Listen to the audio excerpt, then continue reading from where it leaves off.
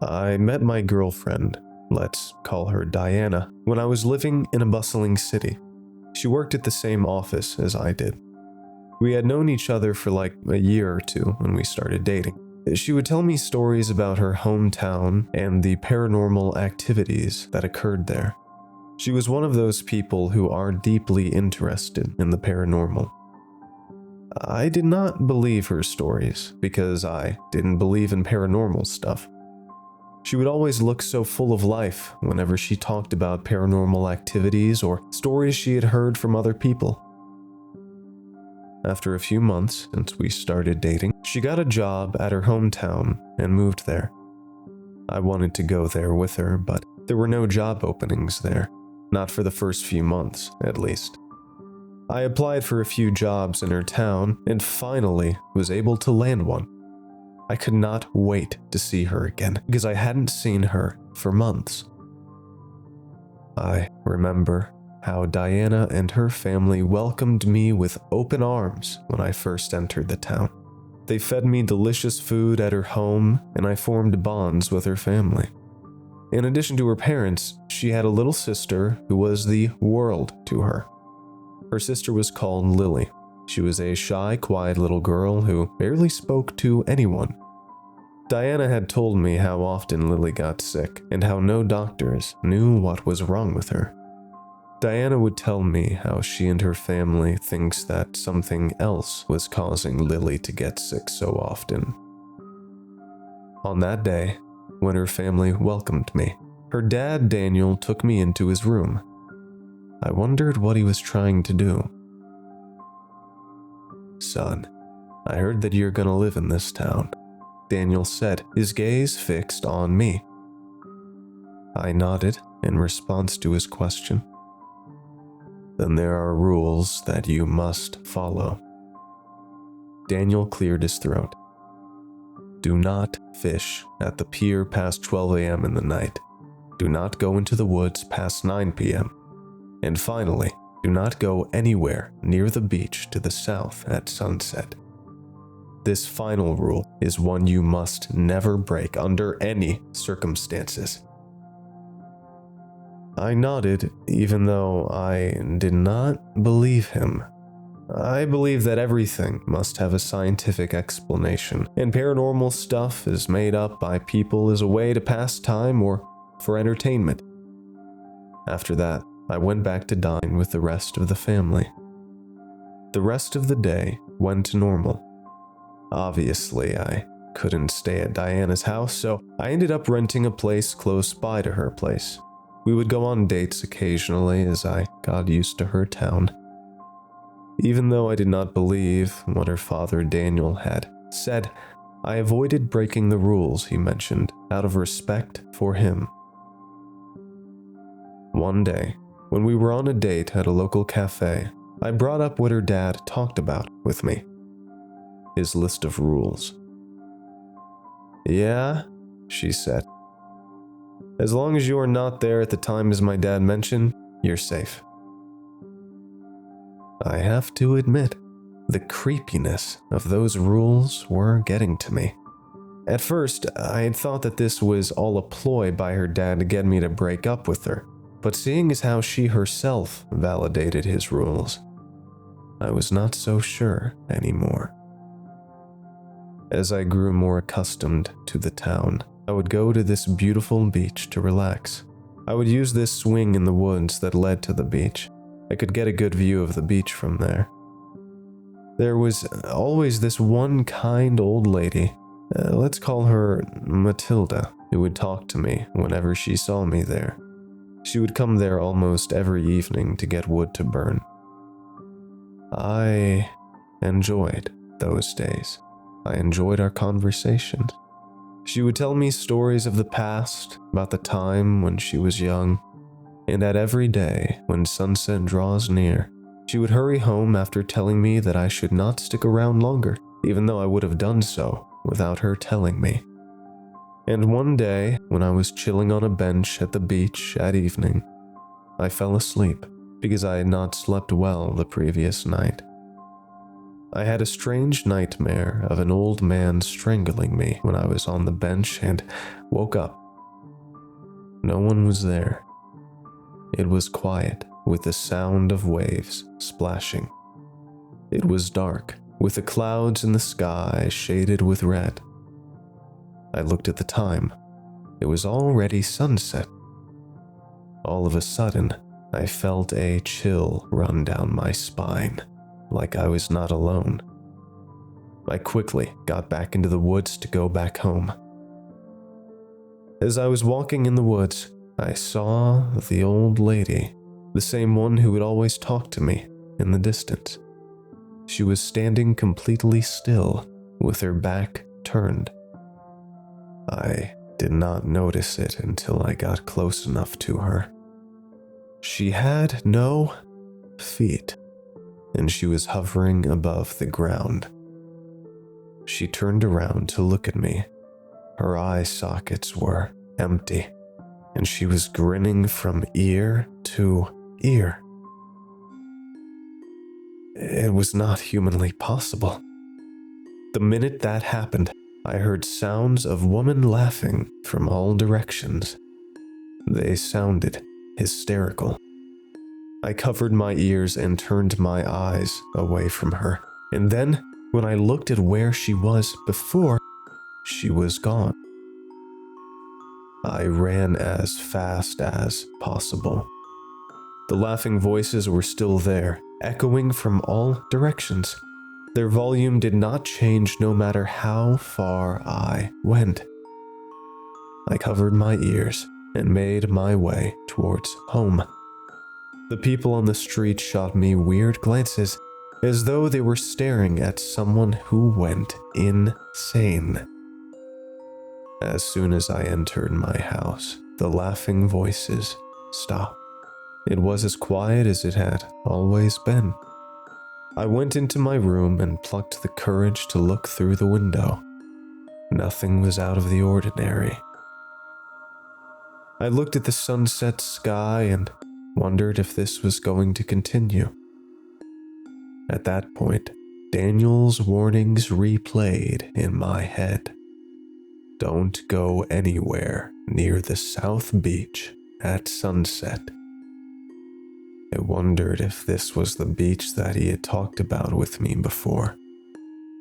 I was worried about what might come next. I stopped going to that beach, but the feeling was always there. I felt like something was watching me, no matter where I went. Sometimes I would feel someone touching my shoulder or pull my clothes lightly, and no one would be there when I would turn around to look. I did not tell Diana, nor anyone, about this. I believed that it was my burden, and my burden alone. I did not see the old woman either, for days. Ever since this happened, I used my free time to walk around town. I did not pay attention at the time, but I would never see the old woman when I walked around town. Many days passed this way without further incident. One day, as I was going back home from work, I noticed the old lady standing there in the woods. She gestured me to come closer, but I was too afraid to go to her. She kept gesturing over and over, but I paid no heed to her. As I passed by her, I gave her a glance. She looked normal, like she usually does. I still could not get over how creepy she looked at sunset on the last day I saw her. Seeing how she looked normal, I told myself that whatever I saw and heard the other day must have been my imagination. As soon as I went up to her, she smiled. "Hey, Sonny," she said. "It's been a while since we last saw each other. How have you been doing?" "I've been fine, I guess," I answered. "Sonny, I have a present for you. Can you come with me?" the old lady eagerly asked. Sure, I guess, I answered with a moment of hesitation. After gesturing me to follow her, she took me to her house in the town. It looked beautiful, as though it was built yesterday. It was filled with lights. Upon entering her house, I noticed that it was completely empty. "Do you live here alone?" I asked, my tone curious. "Yes, I have a few children, but they're all out of town," she answered. She led me into the living room and gestured me to wait. The house was well lit, with a lot of colorful small lights. It looked as though the house was prepared for a party. Not too long after, she brought me a slice of chocolate cake. "Take a bite, Sonny," she said eagerly. Without wasting any time, I took a bite from the chocolate cake. But the minute I did that, it tasted like mud, and I instantly spat it out. The old lady was still there, observing me eagerly. She started laughing. "Sonny, take another bite," she said. "It tastes terrible," I said to her. She looked disappointed, and then she took the cake slice and went out of the living room. I was puzzled as to why the cake tasted like mud when it was clearly a chocolate cake. I still had the bad taste of it in my mouth. It was enough to make me feel extremely nauseous. I could not stay there any longer, so I went out of the house and rushed towards mine. I was getting weird looks from people on the street again, like I was an insane person. I could not stop to think about it at the time because I was too nauseous. As soon as I got back home, I vomited in my bathroom on the toilet. I did not look at it and flushed the toilet. My whole body felt weak, as though I had a bad fever. I laid down on my bed to rest and fell asleep briefly. I woke up from the phone ringing. It was Diana calling me. I picked up. "Babe, are you okay?" Diana sounded worried. "Yeah, I'm okay. Just feeling a bit nauseous, that's all. I'm feeling better now," I said, without thinking. "That's good," she said, as though she did not believe me. I sensed that there was something odd. She was unusually silent and did not say anything for a while. "Babe, please tell me the truth," she said with a serious tone. "What were you doing at the graveyard?" A chill went down my spine. I was genuinely puzzled at her words. I did not go to any graveyard. "What? I didn't go to the graveyard since I came to this town," I said, genuinely confused. "Babe, a lot of people saw you at the graveyard eating dirt," she told me. "You left before anyone could intervene." Hearing this chilled me to my core. Was I losing my mind? Was I actually eating dirt in the graveyard? Or did people mistake me for someone else? Recalling what happened in the past, I came to the conclusion that what my girlfriend was telling was the truth. We talked a bit more, and she genuinely sounded worried. After that, she hung up the phone. On the next day, as I finished work, Daniel called me and asked me to come as soon as possible. So I went there, I knocked on the front door, and Diana opened it. She looked worried. She gestured me to come in, so I went in. She led me into the living room and had me sit down on the couch. She sat right next to me and held my hand tight. A few minutes later, Daniel entered the living room and sat down next to Diana. "So, son," he started, "I hear that you did some questionable things in the graveyard." There was silence in the air. I hesitated to talk. "Well," Daniel broke the silence. "Because this happened, you must have stayed on the South Beach at sunset." He was right. I nodded. His expression changed to a slightly angry one.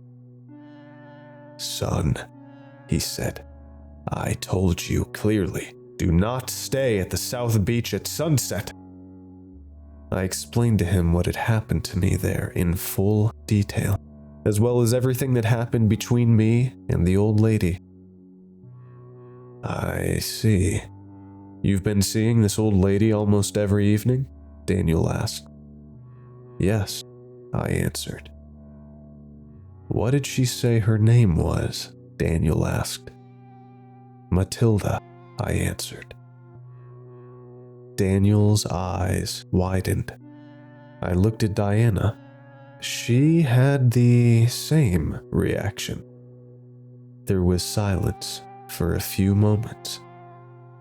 "Son," Daniel replied, "Matilda died years ago. She is my mother, and she's Diana's grandmother."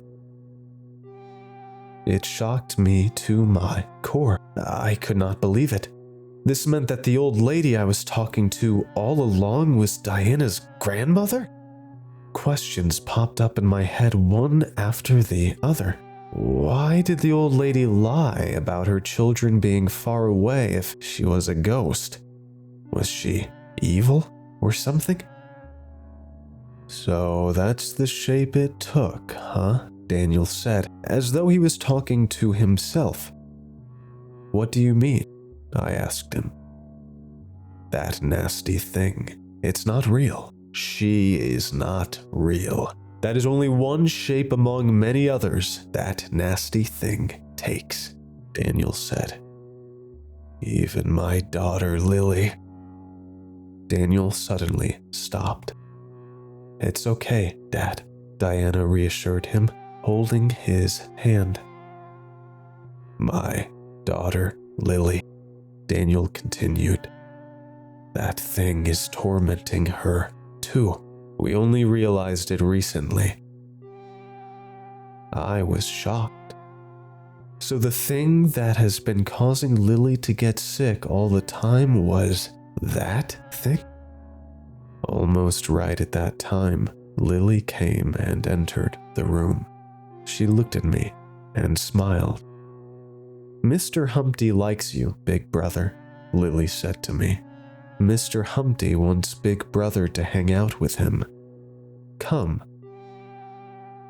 Before I could answer, Lily was pushed away by an unseen force, and she started struggling against something on the ground. It was as though something invisible was trying to strangle her. Before we could reach her, she stopped. She had passed out. Daniel took her in his arms as he cried. He was whispering something that I couldn't quite make out. After that, he went out of the room. I could see Diana covering her face with her hands, crying. I tried to console her the best I could. When she finally calmed down, I asked her to tell me everything. She told me what happened. They were having a barbecue in the evening near the woods with their neighbors. Lily was playing with a few girls her age. When they took their eyes off Lily, she disappeared into the woods. They searched for her all over the place, only to find her standing still at the South Beach at sunset. She had been acting like that ever since that event. She would get frequently sick and would not be able to get out of the house. According to Diana, they were a safe distance away from the South Beach. She had no idea about how Lily went to the South Beach through the woods. There was no doubt in my head about it. Lily went through the same thing I did. Diana also told me that people who have been targeted by the entity see it in different forms. For me, it was in her grandmother's form. For Lily, it was something else. Diana told me that someone was brutally murdered by some thugs at the South Beach at sunset nearly 40 years ago. I knew what she was getting at. It was his vengeful spirit that was haunting the South Beach. Obviously, it was a lot for me to take in. My entire world has changed within a span of a few days. Above all, I knew that whatever that thing was, it wasn't done with me. Deep in my heart, I wished that thing would leave me alone. As much as I did not want to believe that it was real, I did. I wondered why others were fine even though they went to the South Beach at sunset. Why Lily? To this day, I'll never know. Diana didn't seem to have an answer either. In the following days, the activity intensified. I would hear distant laughing, talking nearly every time I went outside. Activity started happening everywhere, except my home. The other day, my coffee mug was pushed by an unseen force, breaking it to pieces when it hit the floor. Another time, I could see shadow figures moving at humanly impossible speeds. So, I reduced the time I spent outside. My contact with Diana was very limited. I could not pick up her calls, even though I knew she was worried. My mind was just too occupied with the activity that was happening to me. The activity at my workplace worsened, so I stopped going outside except when I had to work. The shadow figures I would see in my workplace evolved into unnatural entities. One particular day, as I was working past the normal hours, without anyone else but me, I caught something in the corner of my eye. In a cubicle in the same row as mine was a shadow-like face with no features except for its gigantic eye. Only half of its face was visible. I jolted. As if noticing my movement, it put its head back in the cubicle it was in. It was only there for a moment. I did not take my eyes off the cubicle it was in and went up to that cubicle. To my surprise, the cubicle was empty. I was too scared at that point, so I was about to go home. As I reached the exit, I saw a creature, the same creature from before, with its gigantic eyes. This time, its face was visible. It was a distorted face. Its body was like a bodybuilder's. It had 8 legs that stood on its human-like torso. It looked very much like a spider. Upon seeing it, I heard hysterical women laughing from all directions. At least, that is the thing I remember before fainting. On early morning the next day, I woke up in the graveyard without knowing how I went there. I looked at the visible parts of the street. There was no one around. Figures, since it was early morning after all. I quickly hurried towards my house, my body aching with pain. After reaching my house, I decided to call someone, anyone who can help me. I reached for my phone in my pockets, only to realize that it was gone. I was too scared to be outside, so I couldn't afford to go back and search for my phone. So I went inside my house and took a shower. The weight that I had felt the whole time was gone as soon as I entered my room.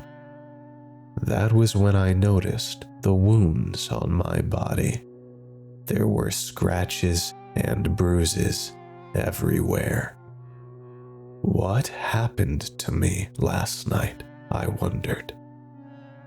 Still, the image of the spider-like creature lingered in my head.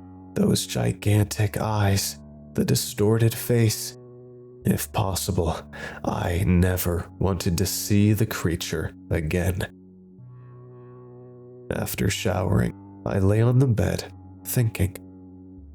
Not too long after, I heard knocks on the door of my room. I opened the door. It was Diana. She looked very worried and sad. She asked me to tell her everything about what has been happening to me. So I did. She called her dad and told him the whole story. She and her dad offered to help me with this situation, and I accepted gratefully. And with the help of some exorcists, it is not as intense anymore. Ever since that, I haven't gotten out of my house much. I am currently taking leave from work. Thank God for vacation leave. I've seen a few exorcists, but my condition hasn't improved. Every time I go out of my house, I see that spider-like creature in the shadows looking at me. Sometimes it disappears, other times it runs towards me with inhuman levels of speed, and I would faint, only to wake up with scratches all over my body. Oh, and I also figured out that staying in my house keeps it away, so I am spending more and more time in my house. Diana is helping me with food and errands. Thank God I have such a wonderful girlfriend like her. I am too scared to go outside anymore. At the same time, I am wishing to be rid of this curse. Ghost, spider, or whatever it is. So I'll remain in my safe haven until exorcists are able to get rid of this entity.